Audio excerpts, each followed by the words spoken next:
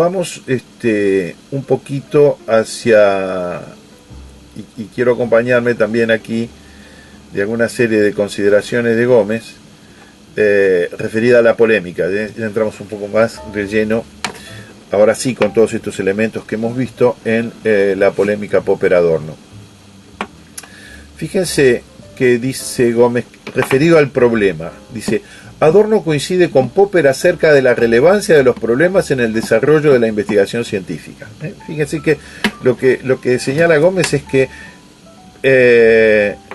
con respecto a la relevancia de los problemas, Popper y Adorno coinciden. Mientras que para Popper la discrepancia mayor es acerca del locus de los mismos. Es decir, nuevamente, la oposición, la diferencia, se da entre el lugar donde se produce esto. Mientras que para Popper ellos tienen una dimensión exclusivamente cognitivo-discursiva, es decir, mientras dicho en términos que nosotros ya manejamos, Popper no deja de plantear la cuestión en términos lógico-metodológicos, del contexto de justificación, de la validación lógico-metodológica de las teorías.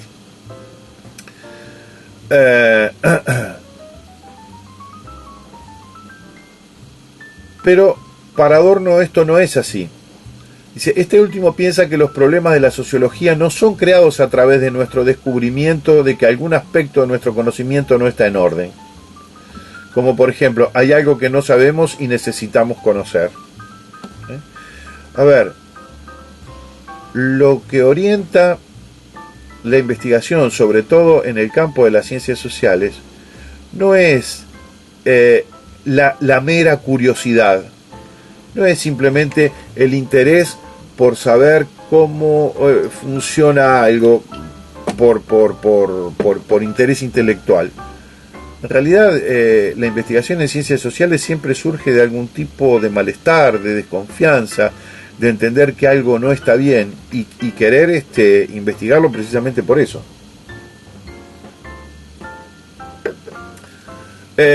Sino que el objeto mismo de la sociología, la sociedad, es el problema fundamental. Por consiguiente, las contradicciones están en los hechos mismos. ¿Qué quiere decir Gómez cuando dice que la contradicción está en los hechos mismos? Y no en una lógica formal que viene a explicar los hechos.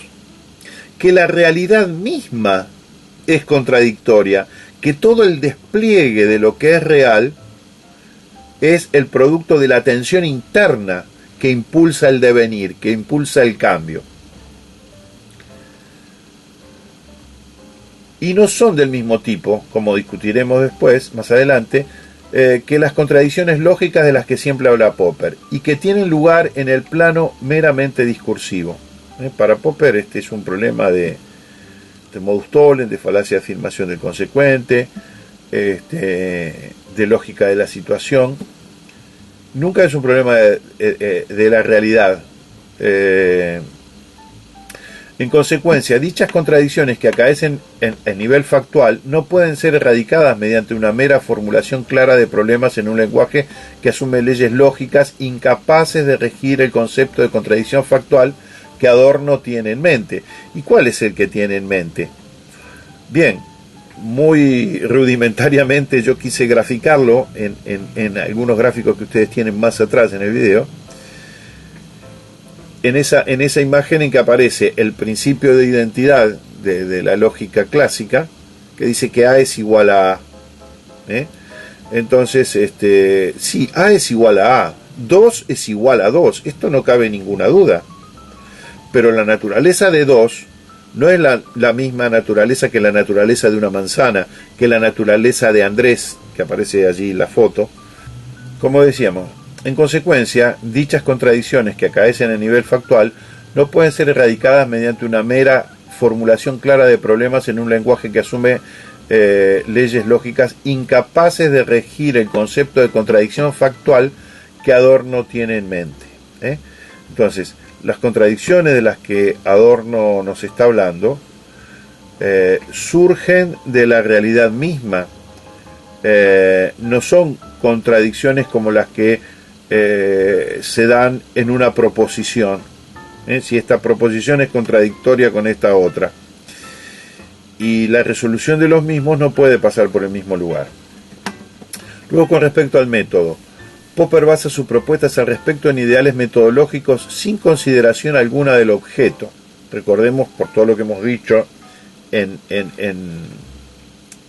el video sobre el individualismo metodológico, que para Popper aquello que conforma el objeto, en este caso que sería la sociedad, es algo dado, es algo que no se cuestiona. En este caso los hechos sociales. Adorno, en cambio, pretende fundarlas en los hechos mismos bajo estudio. Bien, habíamos visto lo de refutación. Con respecto al punto de la crítica, Adorno entiende que el método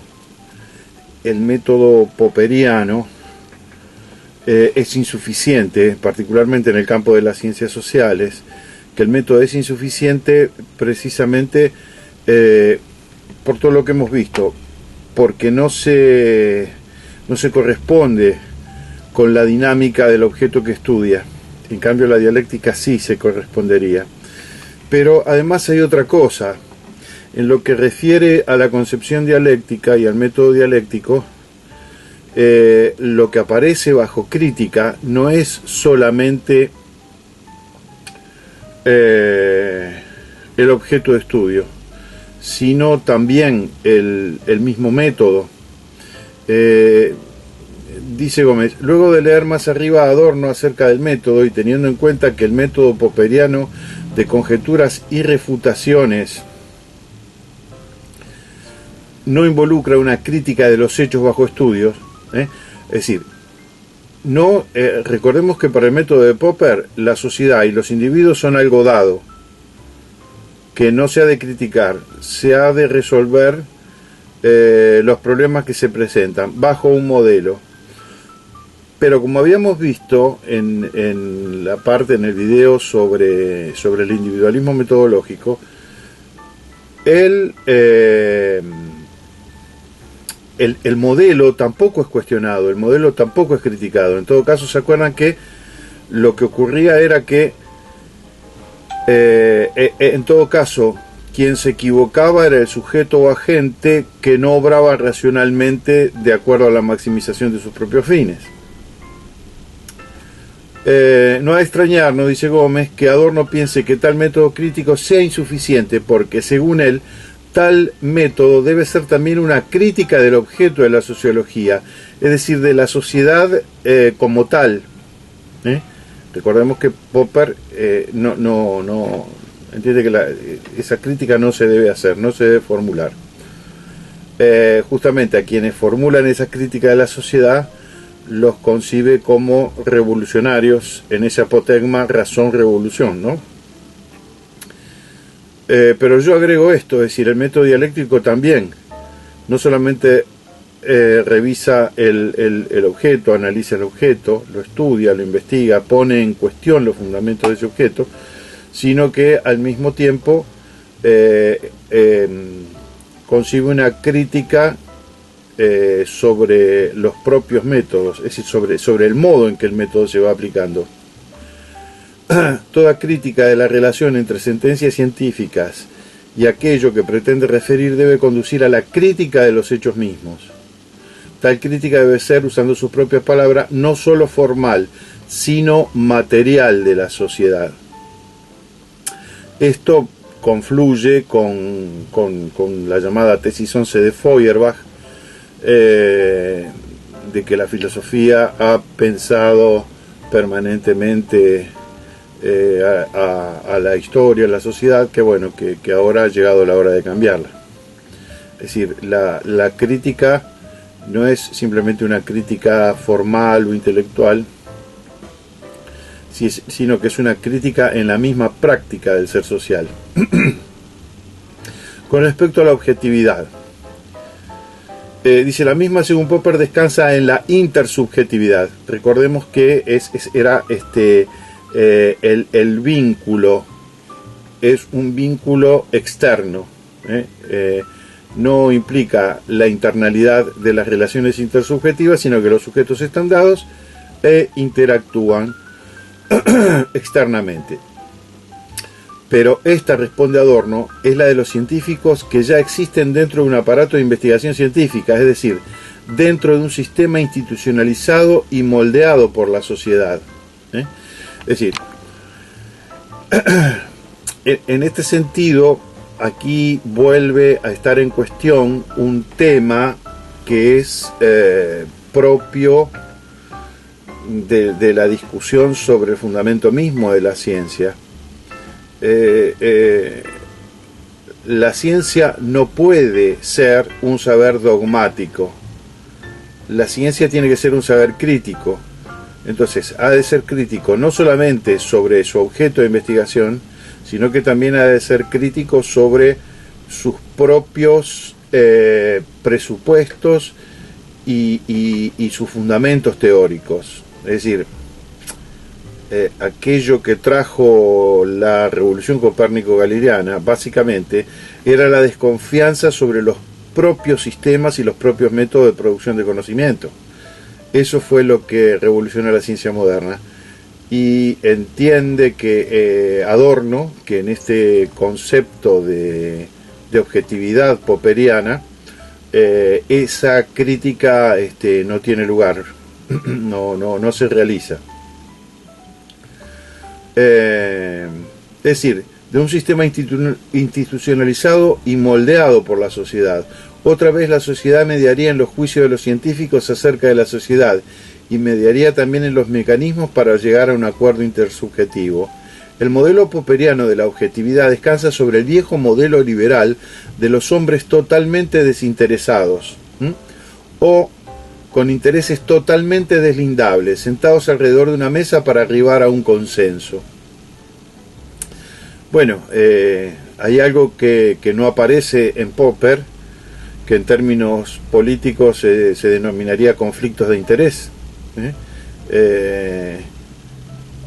Aquí presumo que vuelve a operar un principio kantiano de una razón que por sí misma, por ser ella, por ser ilustrada, sería la solución a todos los problemas, porque esa razón es una razón universal y desinteresada.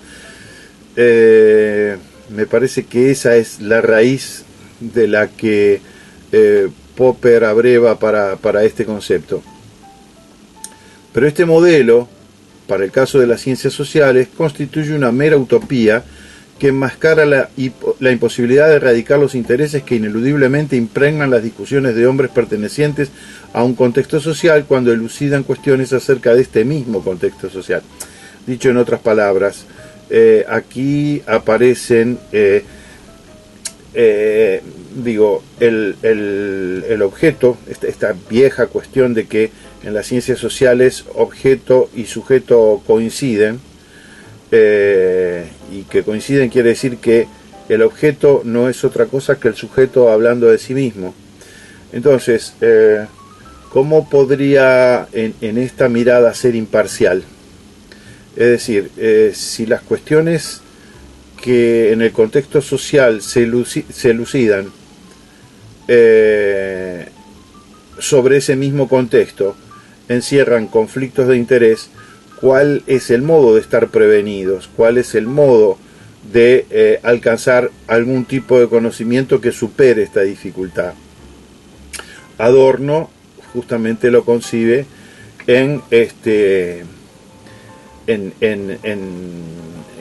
una concepción dialéctica, en un discurso crítico que va hacia la sociedad y que también va hacia los fundamentos de la propia reflexión. Es decir, cuando yo digo los fundamentos de la propia reflexión, ¿a qué me refiero? A que cuando alguien dice, por ejemplo, desde una teoría social,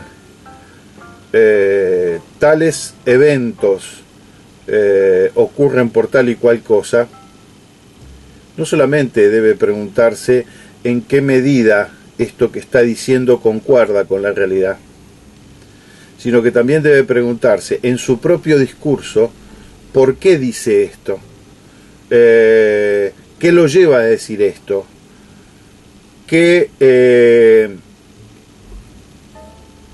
posturas de sus propios intereses estarían jugando en contra de una consideración que en el caso de Popper llamaría más objetiva, pero que en este contexto diríamos que está más cerca de entender, de interpretar lo que acontece en ese objeto o en ese campo.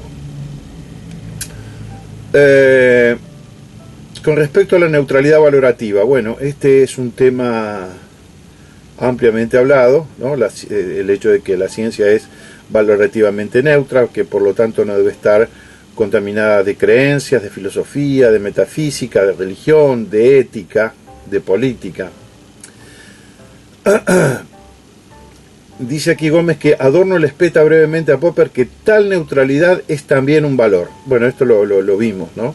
Es decir, cuando yo decía que esa ideología, esa valoración, esa concepción filosófica o incluso metafísica que Popper pretende echar por la puerta, se le cuela por la ventana. Es también un valor. Por lo tanto, la neutralidad valorativa de la ciencia es algo impensable, es un absurdo, es imposible. Y la adaptación del mismo asume determinados presupuestos que usualmente se dejan fuera de toda discusión. Claro, digamos, de ese fundamento no se discute. Adorno propone para las ciencias sociales un valor alternativo, el ideal de una sociedad más justa, que ha de ser innegociable en la consideración de toda propuesta acerca de la sociedad. Bien, podríamos decir, bueno, bien por Adorno. El problema, para que se vea la relevancia de los aspectos metodológicos y de la fundamentación epistemológica de esos aspectos, porque uno puede decir, bueno, está bien, el principio de Adorno con respecto a las ciencias sociales, cuando dice, bueno, tiene que haber un valor. ¿Y cuál es ese valor? Bueno, ese valor es el ideal de una sociedad más justa. Ahora, cuando entramos a pensar qué es una sociedad más justa, y entramos en un tema axiomático y en un tema de valores y en un tema de ética, allí lo que tenemos es el problema de la lucha de valores. Es decir, ¿por qué habremos de concebir que un valor es mejor que otro valor? Por ejemplo, para poner un ejemplo más o menos claro, ¿el valor del egoísmo es mejor o es peor que el valor de la solidaridad? ¿La solidaridad es mejor o es peor? Bueno, depende para quién. Es decir, para un individuo, a lo mejor, ser egoísta le trae más beneficios que ser solidario. Pero cuando hablamos de valores superiores y de injusticia, estamos hablando de valores que permiten ¿qué cosa? No solamente lo que da garantía a los individuos, sino también lo que da garantía a la sociedad.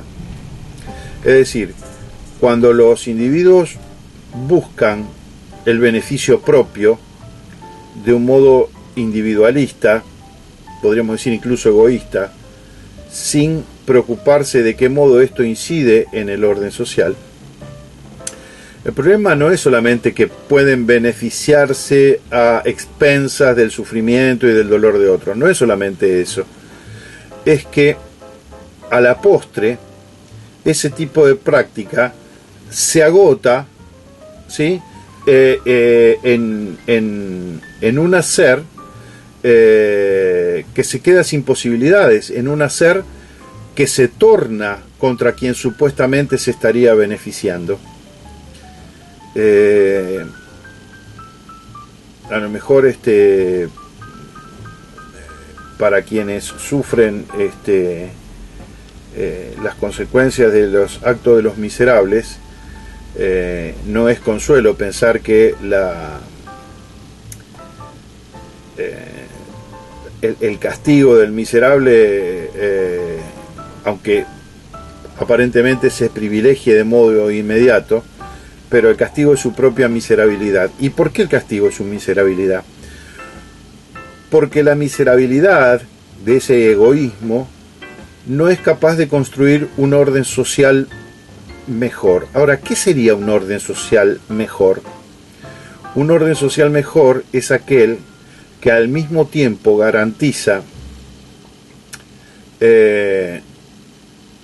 un modo de instituirse la sociedad, pero también un modo en que los individuos puedan desarrollarse, puedan ser ellos mismos, que no se vea amenazada su existencia por la pertenencia en ese medio social.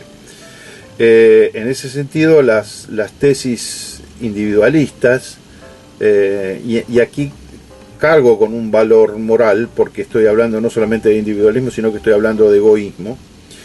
El egoísmo es de patas cortas, porque el egoísmo puede buscar el beneficio individual en detrimento del beneficio común, pero a la postre se termina convirtiendo en un detrimento propio, en un detrimento del propio egoísta.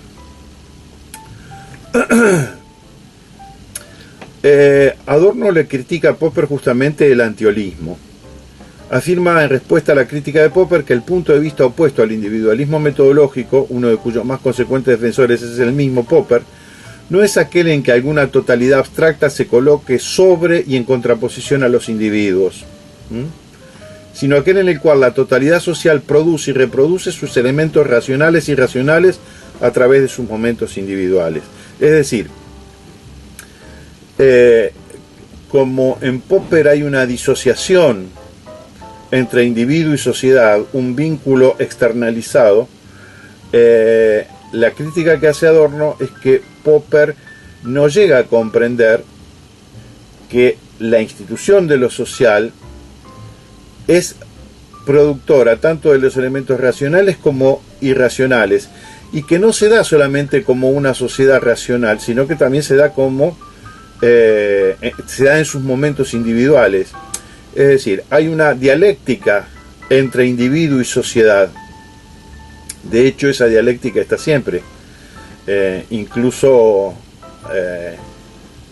en una sociedad como la que Popper esperaría, esa dialéctica también está. Lo que pasa es que tiene esa lógica subyacente, esa lógica intrínseca, lleva a consecuencias que desde el punto de vista de Adorno son perjudiciales para el orden social y a la postre para la situación individual.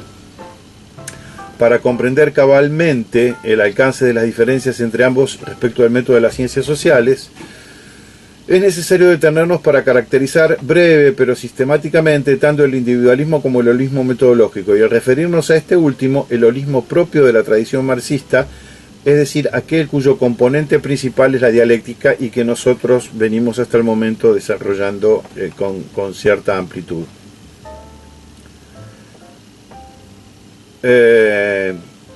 Teniendo en cuenta todas estas posiciones, este ya no es Gómez, sino que este es mi texto.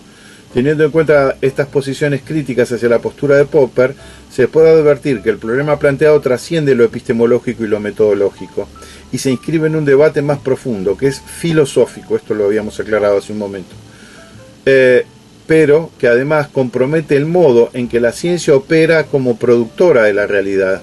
Es decir, este es otro elemento fundamental de la diferencia entre individualismo y holismo. Las tesis popperianas adhieren a esa tradición que piensa que la ciencia es algo que conoce el mundo, y las tesis adornianas de la dialéctica materialista entienden que la ciencia no es solamente un acto cognitivo, es una práctica social, es un modo de estar en el mundo y es un modo también de transformar a la sociedad. Es decir que la ciencia opera como productora de la realidad, también la ciencia hace la realidad. Para buscar una analogía podríamos decir, bueno, los medios masivos de comunicación, los diarios, los canales de televisión, etcétera, no solamente informan, sino que generan un tipo de información que genera realidad. El discurso científico genera imaginarios, corrientes, es base para estrategias y para acciones que inciden en la realidad transformándola. La doble hermenéutica, bien, esto es un tema que aparece, espero que ustedes tengan alguna noción de esto referido a los temas de epistemología que han visto y a los temas de hermenéutica. Muy brevemente, la doble hermenéutica plantea lo siguiente: la hermenéutica es un acto interpretativo del orden social. Ahora, cuando nosotros interpretamos, digo, no cuando actuamos sobre la naturaleza, cuando interpretamos a la naturaleza, quien ha planteado el tema de la doble hermenéutica es Anthony Giddens. Giddens dice, la naturaleza no replica. La naturaleza no replica. ¿Qué quiere decir esto? Que cuando yo digo,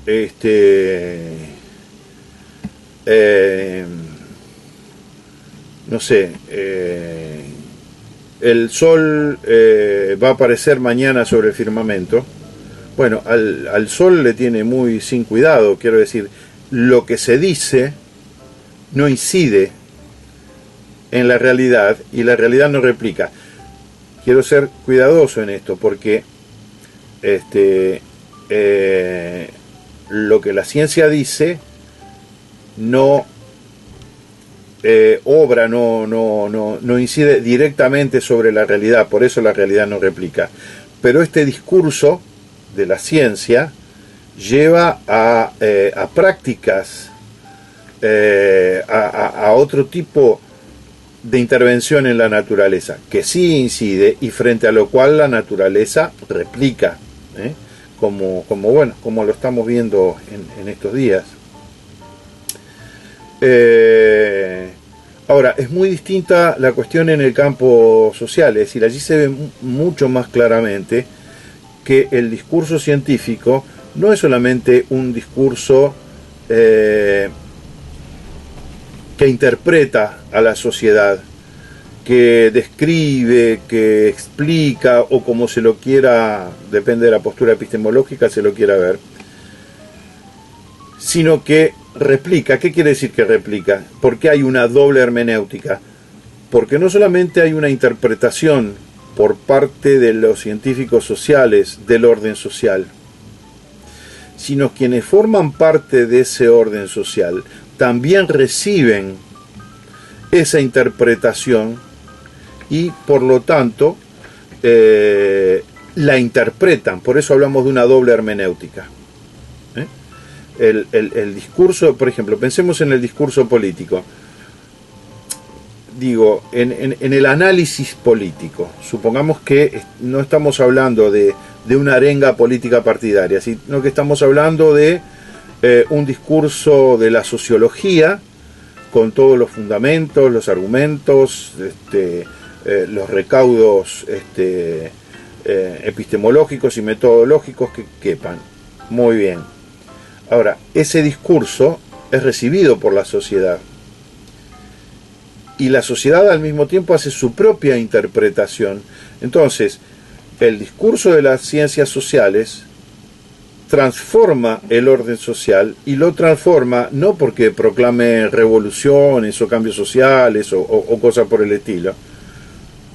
Lo hace porque esa discursividad es recibida por otro intérprete que es la sociedad misma o sectores de la sociedad que al interpretarlo se transforman y reaccionan. Entonces, cuando el científico social vuelve a la sociedad, vuelve al análisis de ese orden social, se encuentra que ese orden social ya no es el mismo y que, entre otras cosas, ha cambiado, no por el simple devenir de la realidad, sino que ha cambiado como producto de su propia intervención discursiva, es decir, de su propia construcción de sentido que es transformadora también del orden social. Entonces dice que la doble hermenéutica a la que hicimos referencia tiene un papel activo, la acción contundente del discurso científico en el ámbito de las ciencias sociales. Bueno, decíamos entonces, la doble hermenéutica a la que hicimos referencia más atrás indica el papel activo, la acción contundente del discurso científico en el ámbito de las ciencias sociales. No se trata, por lo tanto, de una mera polémica entre intelectuales, no se trata de un problema de saber si ciertos hechos se ajustan a una discursividad tampoco. Es el debate acerca de cómo la sociedad se concibe a sí misma. Y las formas en que las sociedades se conciben a sí mismas a través de sus individuos, a través de sus miembros, a través de sus científicos, es constitutivo del orden social. El tema es, entonces digo, ¿no hay algo de esto en Popper también cuando Popper plantea desde la ingeniería social y la tecnología social fragmentaria una intervención? Sí, pero la diferencia es que si bien Popper proclama su postura como un racionalismo crítico, a la hora de este ejercicio lo que hace es plantear un modelo del orden social al cual los individuos deben ajustarse para obrar racionalmente, un modelo que no es cuestionado, un orden social que no es cuestionado, una serie de comportamientos individuales que tampoco son cuestionados, solo en la medida en que no cumplen con ese principio que establece el modelo. En cambio, en lo que nos está planteando Adorno, por supuesto que hay intervenciones, y esas intervenciones no solamente tienen carácter científico, tienen también carácter político. Ahora, ¿cuál sería la diferencia? Está claro que también estos elementos son de corte político y Adorno lo reivindica. Ahora, ¿de qué tipo de política? Yo nací en Montevideo y recuerdo de cuando era muy chico, en Montevideo en aquellos años no existía el Frente Amplio, existían solamente los dos partidos tradicionales, el blanco y el colorado, y recuerdo una propaganda que había en la radio que decía: mi abuelo fue colorado, mi padre también lo fue, y yo como buen colorado voto la lista 10. Bueno, en Argentina encontramos también en ciertas discursividades la raigambre radical, ser del tronco del radicalismo o también del peronismo. Digo, independientemente del partido que sea, el principio que está obrando allí, el principio que obra es el principio de autoridad, es decir, otorgar autoridad a una postura y ser de esa postura porque hay una tradición que en la que se inscribe y a la que se adhiere de modo irracional. Distinto sería que se dijera: yo soy colorado o blanco del Frente Amplio, o peronista, o radical, o socialista, o comunista, o anarquista, o lo que fuere, porque esta postura plantea determinada plataforma, determinadas concepciones ideológicas, determinadas concepciones filosóficas, y entiendo que son mejores que aquellas porque conducen... Bueno, esa es otra cosa. Esa opción no estaría en el modo en que Popper aborda el orden social, que para él es incuestionado, y los modelos que no se sabe bien de dónde vienen. Porque hay un círculo vicioso ahí. El modelo supuestamente es el modelo de lo dado. No se trata, por lo tanto, de una mera polémica entre intelectuales. Es el debate acerca de cómo la sociedad se concibe a sí misma, de cómo los individuos constituyen y son constituidos por la sociedad en una dinámica mutuamente determinante. Es el suelo, el humus de las prácticas sociales. Es el referente obligado a la hora de tratar de entender y modificar el mundo humano. Es decir, cuando nosotros decimos, bueno, parece mentira, porque con respecto a ciencias ciertas, a ciertas ciencias, rápidamente se ve, y de modo incuestionado, la relación de la producción de conocimiento teórico con I+D, investigación y desarrollo. Es decir, ¿para qué se investiga? Se investiga para obtener conocimientos que eventualmente pueden servir para mejorar situaciones. Ahora, ¿qué se espera en el orden de las ciencias sociales?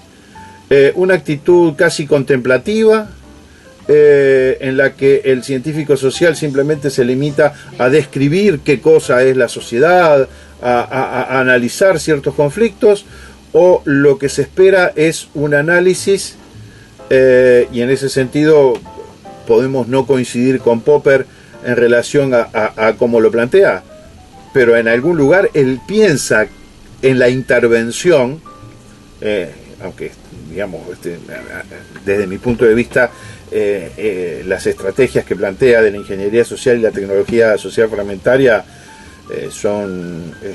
van justamente en contra de toda libertad, pero allí aparece el sentido de la intervención.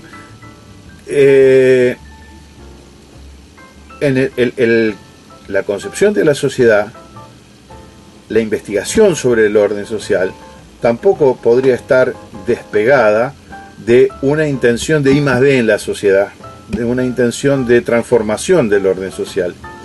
Ahora, esto implica obviamente un trasfondo filosófico. ¿Por qué? Bueno, porque hay que dirimir problemas axiológicos, problemas éticos, problemas de significación, problemas de modos de estar en el mundo. Y por qué determinados modos serían más convenientes que tales otros, y cómo resolver el conflicto justamente con aquellos que no adhieren a esa, por decirlo de algún modo, a ciertos resultados que nos dicen, bueno, de acuerdo a estas investigaciones, ir por este camino es mejor que ir por aquel. Pero allí, si nosotros, ¿a qué cosa podemos acudir para decir esto es mejor que aquello? Bueno, sí, a argumentos, a razones, pero si fuera esto solo, estaríamos en la misma situación que plantea Popper. Entonces, allí ha de haber en la consideración científica elementos extracientíficos. Por ejemplo, uno de los dilemas nos está tocando muy de cerca. La pandemia no solamente ha afectado nuestros derechos individuales, no solamente ha afectado nuestra libertad de circulación, el confinamiento ha sido la respuesta del orden sanitario, y está muy bien, y además claramente se ve que estamos con una espada de Damocles en la que lo que tenemos que elegir es el mal menor. Es decir, el confinamiento no es un bien, el confinamiento es un mal, pero frente al virus es el mal menor que podemos elegir. Y no voy a entrar en esto, pero las cifras de quienes, de mortandad de los que han adoptado otro tipo de estrategia están a la vista. Ahora, hay otros aspectos vitales de la existencia humana que también están alterados. Y no me refiero solamente al económico, me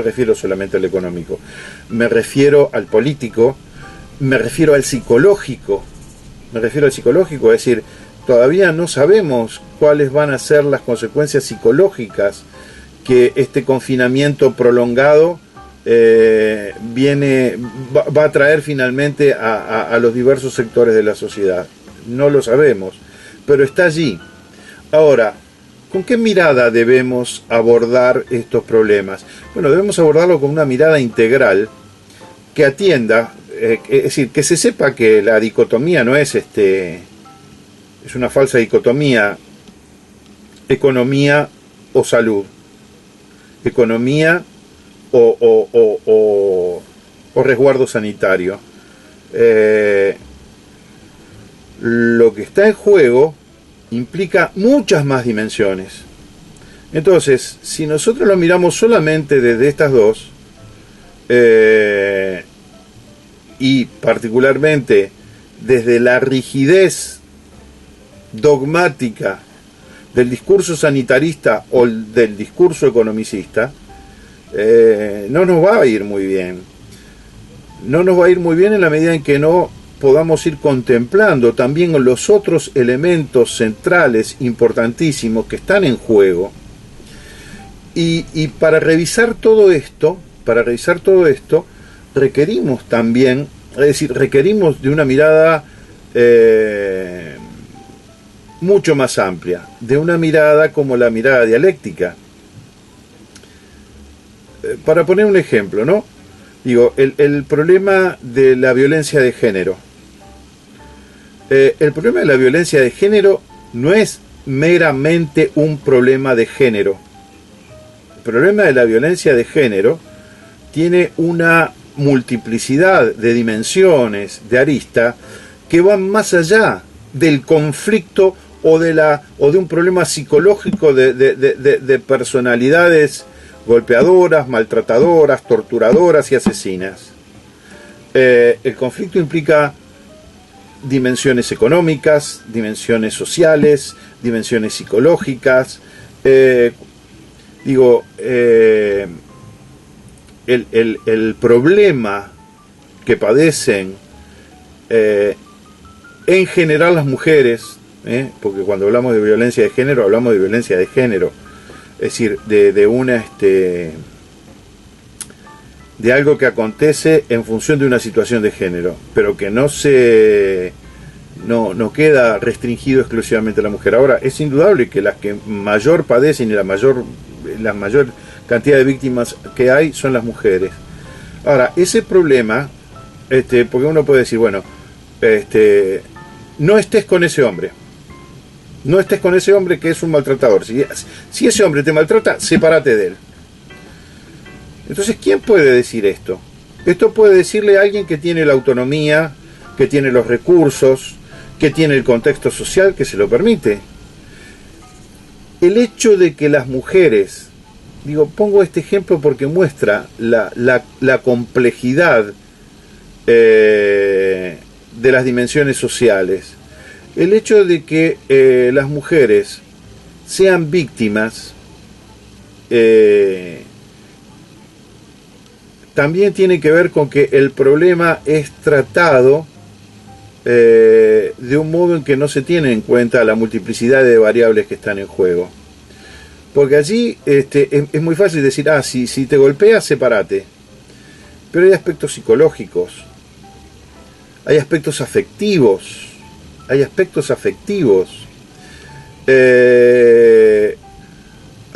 sociales, hay aspectos económicos. Es decir, hay una complejidad de elementos que no permiten resolver el problema con una tobillera o con un distanciamiento o con una perimetral o con cosas por el estilo.